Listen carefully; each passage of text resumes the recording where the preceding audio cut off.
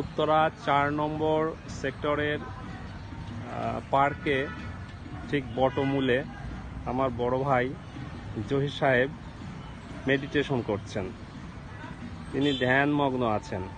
এটা তার স্বাস্থ্যের জন্য খুবই উপকারী। আপনারা সময় পেলেই মেডিটেশন করবেন। আপনার বাড়ির পাশে যদি বটমূল থাকে, বটগাছের নিচে গিয়ে মেডিটেশন করলে আরও ভালো হবে।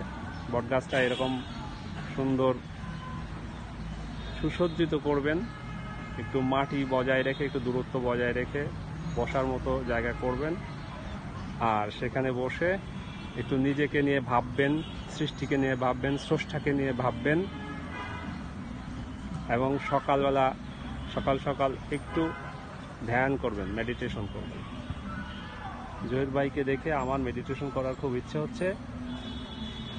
মেডিটেশন অনেক উপকারী।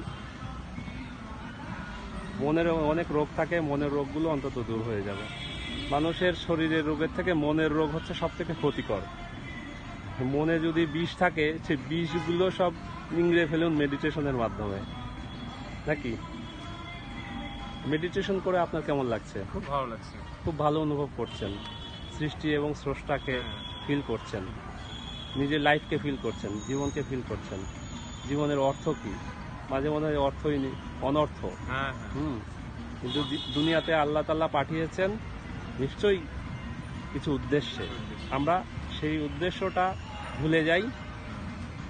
আমরা সব কিছু ভুলে যাই। নিজেকে নিয়ে ভাবতে হলে মেডিটেশনও করতে হবে। আর মেরুদণ্ড সোজা থাকবে, স্ট্রেট। হ্যাঁ, স্ট্রেট করে একটু করেন। হ্যাঁ, সাবাস, খুব ভালো, খুব ভালো।